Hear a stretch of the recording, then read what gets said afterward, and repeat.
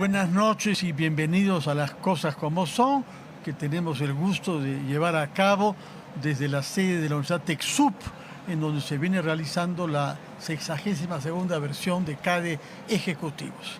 Y es una satisfacción grande para mí recibir en nuestro programa al doctor Norman Loaiza, un economista peruanísimo, nacido en Arequipa, pero que ha hecho una larga carrera ya como funcionario internacional del Banco Mundial.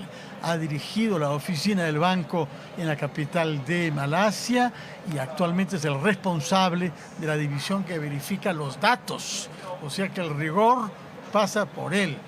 Es nuestro compatriota, pero como repito, está acá en su calidad de funcionario del Banco Mundial y es en esa calidad que ha sido invitado a este CADE y en esa calidad que ha tomado la palabra esta mañana diciendo cosas fuertes, las que dijo al público, las que ha venido declarando en los últimos tiempos. Doctor Loaiza, muchas gracias por estar con nosotros. Muy buenas noches. Muchas gracias por la invitación, Fernando. Un placer estar contigo. Tú eres peruano, pero puedes compararnos como pocos con los países del sudeste asiático, algunos de los cuales en 30 o 40 años han pasado de ser mucho más pobres que nosotros a inmensamente más ricos. Pienso en el Vietnam, por ejemplo, pero estoy seguro que tú conoces muchos otros. Y muy precursoramente hiciste una tesis doctoral en la Universidad de Harvard sobre el tema de la informalidad laboral, que se ha vuelto un tema mayor, particularmente después del COVID, que agravó las cifras, porque aparentemente hemos bajado el 75% de informalidad laboral a 72%. Y se nos dice que una buena cantidad, más de 270 distritos del Perú, no tienen ni un solo trabajador formal en el sector privado. ¿Cuál es tu primera reflexión sobre la informalidad laboral ahora, 30 años de haber hecho tu tesis doctoral? Mi primera reflexión es que las causas de la informalidad siguen siendo las mismas. ¿Y cuáles son? En primer lugar, el sector formal no ofrece beneficios a los informales. No ofrece los beneficios de la seguridad policial, de la seguridad judicial, del acceso a la infraestructura pública, del acceso a las finanzas, y sin esos beneficios, entonces la informalidad se vuelve más cómoda, entre comillas, porque es más flexible. Es mi primera reflexión. La segunda reflexión es que el sector informal sigue siendo un empleador y por lo tanto un ente importante para el país. Si no hubiese un sector informal que emplea tantos trabajadores, particularmente jóvenes, entonces podría haber mayor delincuencia, quizás insurgencia, desempleo y todos los problemas que eso puede acarrear. Por lo tanto, aunque creo que es importante reducir la informalidad, pienso que no es debido hacerlo de manera punitiva. Creo que es mejor, es preferible hacerlo de manera que los propios informales, trabajadores y empresarios se sientan atraídos a la formalidad. ¿Y de qué manera? Haciendo la formalidad y el entorno empresarial más favorable para ellos. Por otra parte, tú has hecho un comentario basado en tu experiencia asiática, básicamente, sobre algo que es casi una dimensión cultural. Que cuando tú conversabas con ciudadanos de los países con los que tenías que ver como funcionario del Banco Mundial y les preguntabas, ¿qué aspiras para tu país? ¿Cuál es tu ambición para...? Y la respuesta obsesiva, como has dicho, era que crezcamos más, garantizar el crecimiento económico. Y que esa actitud, esa ambición, tú no la ves en el Perú, en América Latina quizá. Totalmente cierto. Tuve la oportunidad entre 2015 y 2020 de vivir en Malasia como director del Centro de Investigación para Asia en general. Tuve una experiencia de vida muy rica, pero en cuanto a mi experiencia profesional, lo más notable es mi percepción de que la gente, empresarios, trabajadores, miembros del gobierno, tenían una obsesión, una ambición en mente, y esa era crecer. El crecimiento económico era la meta número uno la prioridad sobre todas. Y esa claridad de pensamiento, esa claridad de ideas, de concepción, es lo que ha dado a esos países las reformas económicas y también la mentalidad como para hacer que sus economías sean tan dinámicas como son ahora.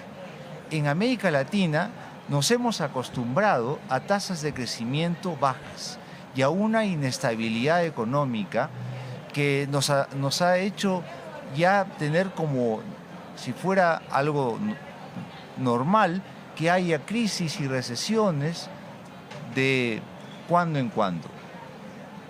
Tenemos que recobrar la confianza en el sector empresarial, en el trabajo, en el dinamismo del sector privado, y tenemos que recobrar también la confianza en un sector público que cree un ecosistema para que el sector privado crezca, para que sea el motor del crecimiento. ¿Y cómo definirías ese ecosistema que debe ser creado con la contribución o el rol predominante del Estado? Lo definiría de la siguiente manera. En primer lugar, el Estado debe dar unas regulaciones y normas de alta calidad. En segundo lugar, debe ofrecer servicios públicos efectivos a la empresa, también a los trabajadores y a los consumidores. Y número 3, debe asegurarse de que esas regulaciones y esos servicios no se queden solo en la teoría, sino que se implementen en la práctica. Si me permites aquí un comentario sobre economía. Hace poco se ha dado el Premio Nobel de Economía a Acemoglu, Johnson y Robinson por sus trabajos de investigación sobre las instituciones públicas y su rol en el desarrollo económico. Ellos nos hablan de instituciones inclusivas.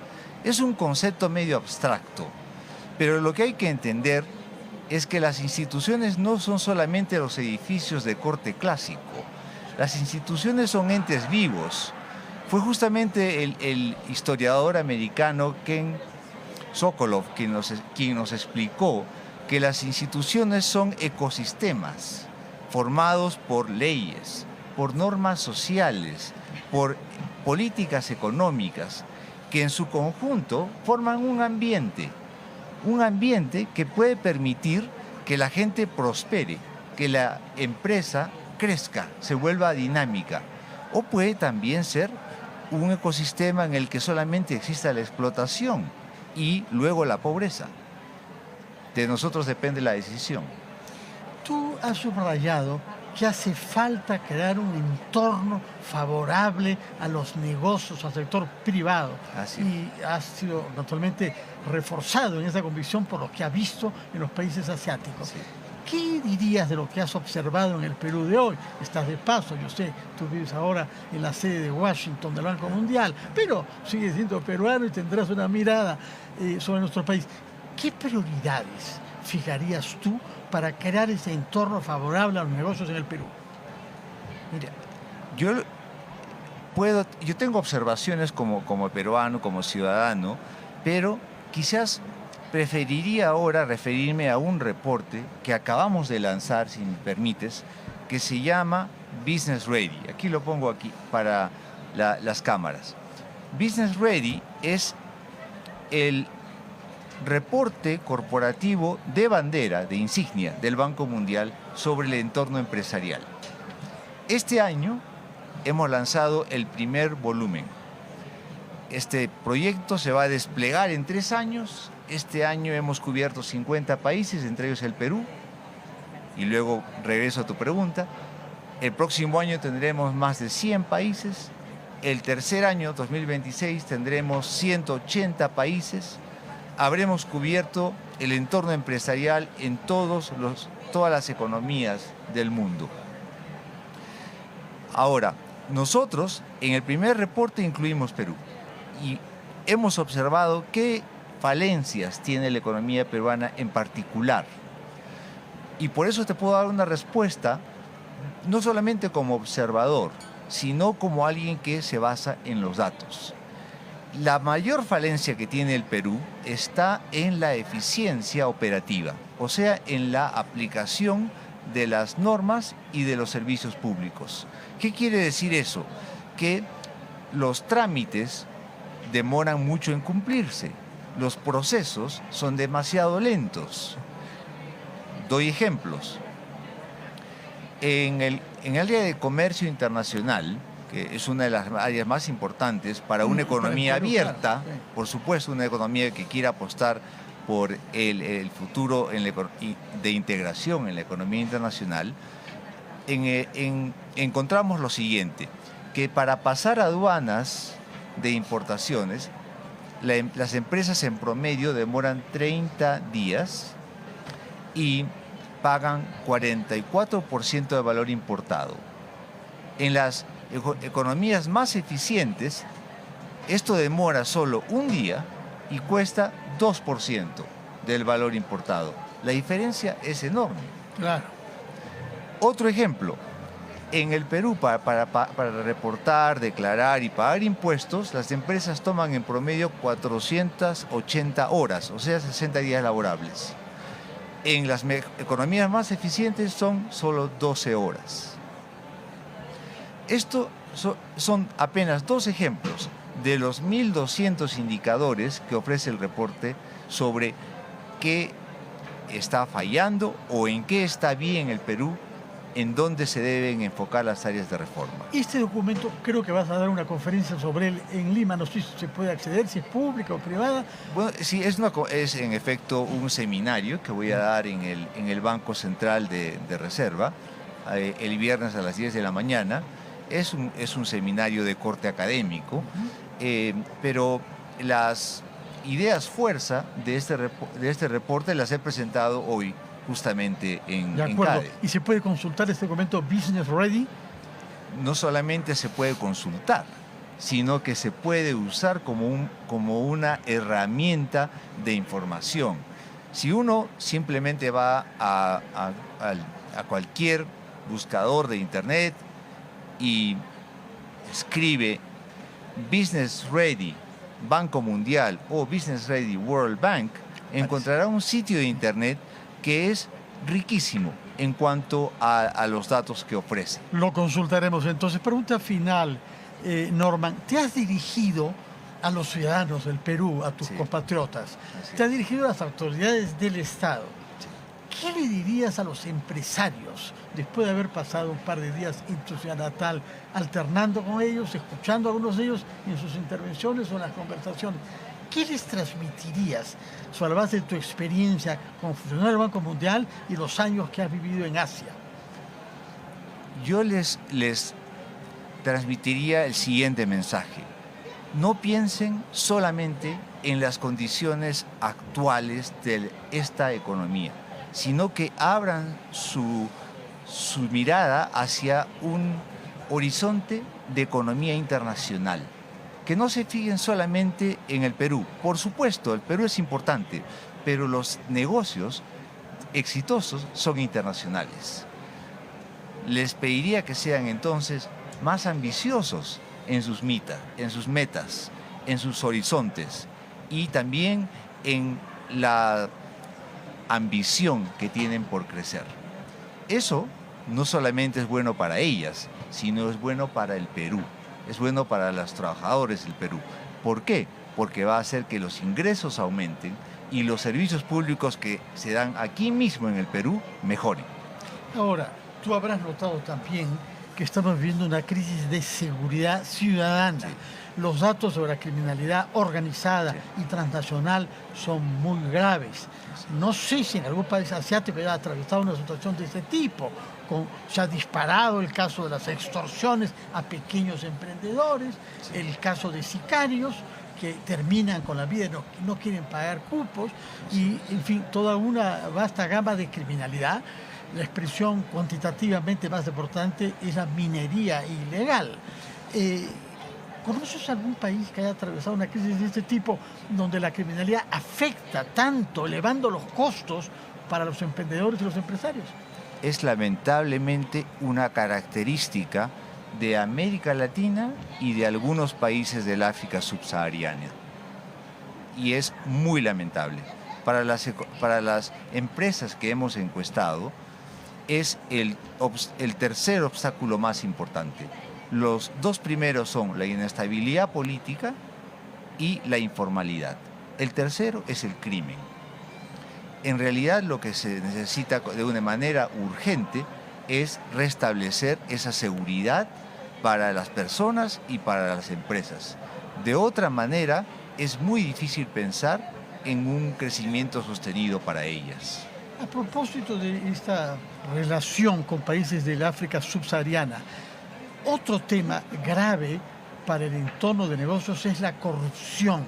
La sensación de que esos trámites engorrosos y lentos no van a poder llevarse a cabo bien si no coimea uno a alguien. Y los empresarios, por las experiencias traumáticas que han vivido acá, con Odebrecht y con el Club de la Construcción, hay muchos que no quieren simplemente y se ven dificultados.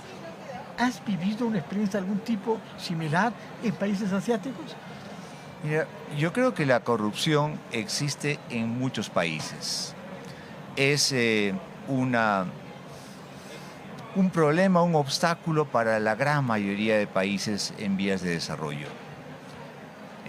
No soy un especialista en corrupción y el reporte que tenemos Business Ready no es particularmente sobre este tema, pero sí conozco la literatura que relaciona bien la corrupción con una excesiva carga regulatoria y con una baja calidad de los servicios públicos y de los servidores públicos. Esa relación es innegable. Norman Loaiza, muchísimas gracias por el tiempo que nos has dedicado. Un placer. Que tengas una feliz estadía en tu ciudad natal. Ojalá podamos escuchar la conferencia vía internet el día viernes a las 10 de la mañana. Lo consultaremos con los funcionarios del banco y si no, buscaremos mantenernos informados sobre tu producción intelectual, porque al mismo tiempo que un funcionario ejecutivo, eres autor de una tesis destacada y de libros que conocemos acá. De manera que felicitaciones, Norman. Muchas gracias, un placer. Muchas gracias. Ha sido Norman Loaiza, economista peruano, nacido aquí en Arequipa, pero basado en este momento en Washington, sede del Banco Mundial, donde es funcionario de alto nivel. Vamos a hacer una pausa y retomamos las cosas como son.